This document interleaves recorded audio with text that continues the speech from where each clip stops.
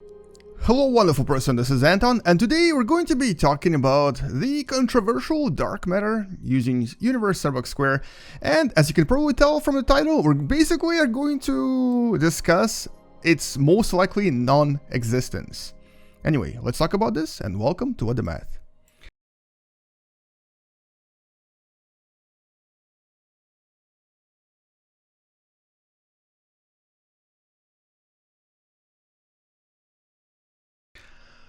So of all simulations I've ever used, using various tools on a computer, I think this is the only one that presents the dark matter so well. This is the Universe Sandbox Square with its built-in engine where you can kind of see how dark matter interacts with normal matter and how it basically prevents the galaxies and various objects from essentially flying apart and being sort of ripped apart by other forces.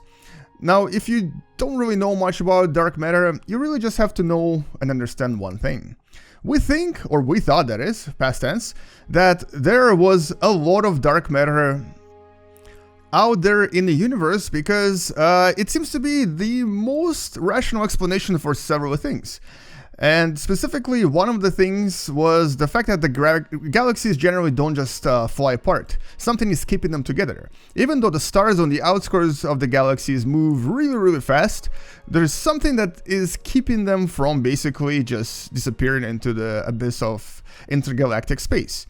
On the other hand, dark matter back in the 90s and also even late 80s was the best explanation for certain observations of the background radiation from the Big Bang that we've been observing. And so dark matter was able to explain why we were actually detecting certain things. I'm not going to go into too much detail, but basically it was the most rational explanation. But here's the thing though. The dark matter itself has no actual explanation. As a matter of fact, so we currently think that, or I guess once again we thought that it constitutes 85% of the whole matter in the universe.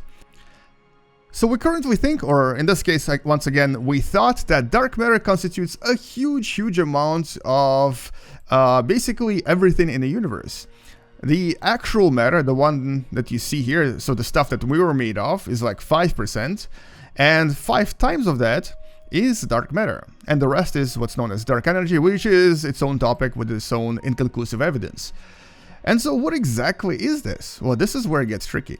For the past several years, for many years actually, we've been spending like billions of dollars building these ridiculously expensive machines, some of which you can see on the screen right now, that have basically been trying to detect dark matter. They were actually mostly based on liquid xenon, which is basically it's a material that doesn't really interact with matter very well.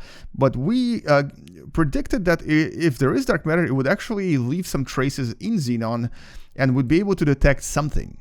And so for years, scientists have been basically burying these very expensive machines into the ground. And this was in the US, this was in Europe, even in China, they had the machine going for about 2 years. And the most recent one was actually a project by the name Xenon 1T, also known as Xenonite, from Gran Sasso National Laboratory. And they just recently published their final results.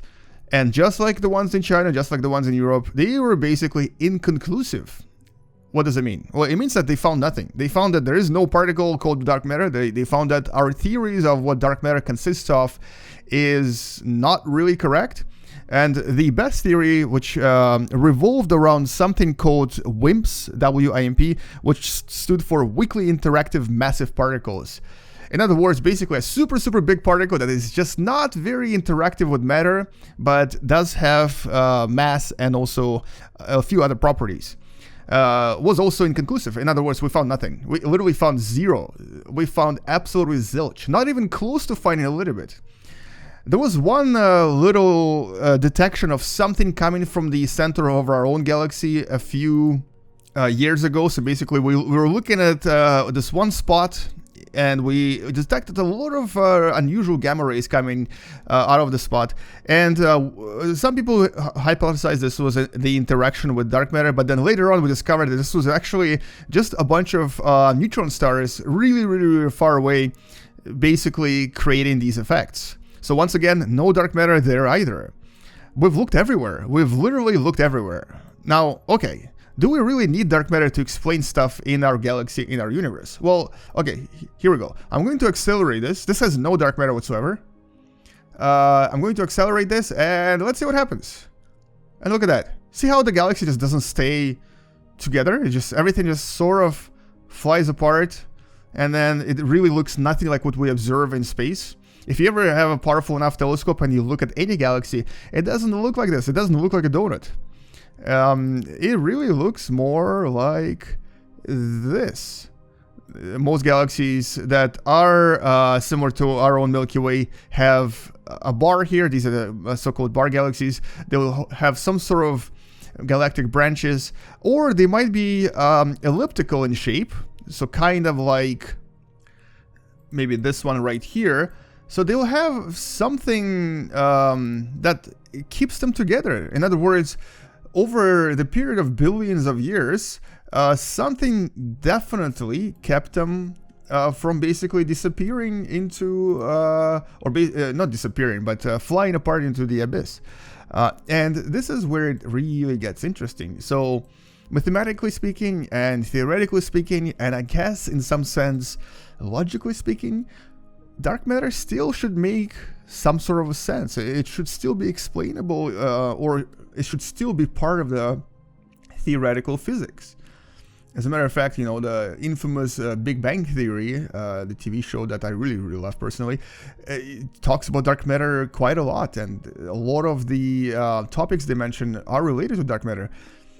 But as of now, specifically as of early 2018, every single experiment failed miserably. And this is after decades and decades of looking for it using the most expensive equipment you can imagine. And so all of the dedicated experiments failed. All of the actual dark matter experiments and also theoretical assumptions about dark matter have also failed. And so now there's actually a big shift in thinking about the universe again. We now need to explain what's happening here without the dark matter. In other words, universe sandbox square may actually not have dark matter anymore, so we're going to actually remove it. And there's got to be another explanation for how is it that all of the galaxies and all of the basically bodies in space that we have that are very, very large, keeping themselves together without essentially flying apart. So for example, in this simulation, as soon as I remove the dark matter, you'll notice that all of these stars and all of these constellations and all of these globular clusters are not going to stick around the central black hole anymore, and are just going to go their own way. Everything here will most likely kind of dissipate over time. So this is where we need to start thinking again and start trying to explain what is that we're missing. What could it be that is keeping this galaxy together from flying apart too much? So in this case, this maybe actually did survive a little bit longer than I expected.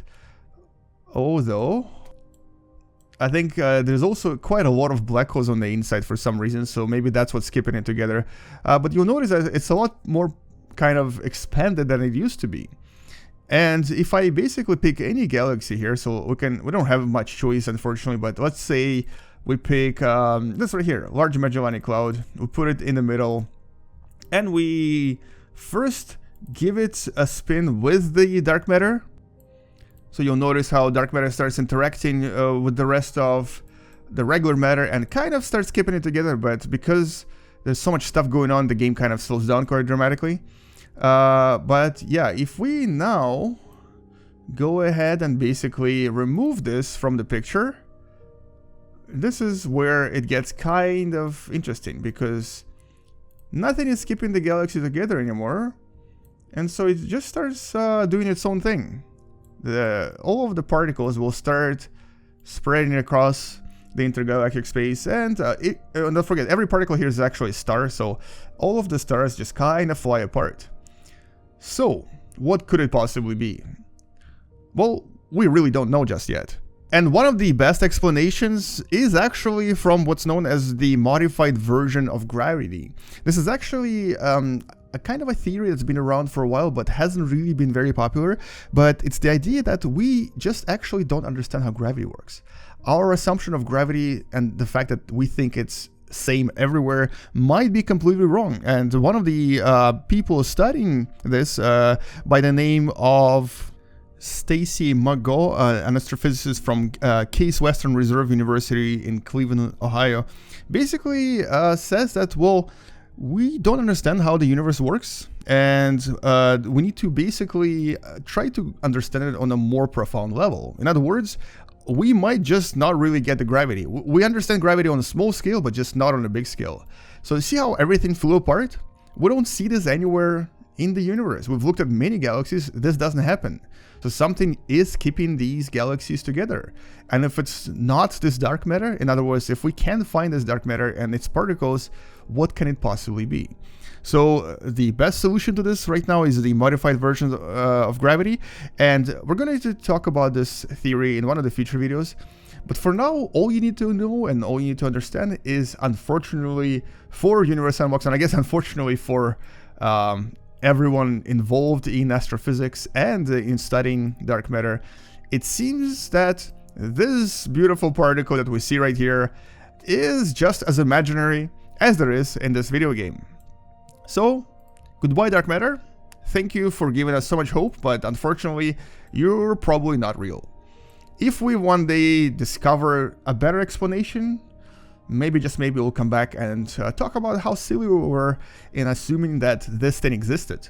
But, you know, this is why we have science, and this is why we have these experiments, to try to test various theories and various ideas on how and what things do in the universe. And you know what's really funny? For years, some scientists even speculated maybe, just maybe, because there's so much dark matter in the universe, there's even like dark matter stars, dark matter planets, and even maybe dark matter life. But since we haven't found a single one of these particles, we think now that maybe, just maybe, this was all just a big fantasy. A really cool fantasy though, definitely something to talk about in the future, but maybe just not very real. And if you actually want to read a little bit more about this and discover some of the scientific papers that I mentioned in this video, all of this is available in the Nature magazine link below. Under the study, Dark Matter Hunt Fails to Find Elusive Particles. Anyway, thank you so much for watching, guys. I'm sorry for the bad news, but, you know, maybe it's better for us not to have any more things to worry about, such as this whole dark matter thing. Goodbye. And thank you for all the fish. I'll see you guys tomorrow. Space out. And as always, bye-bye. And welcome to the universe with only regular matter.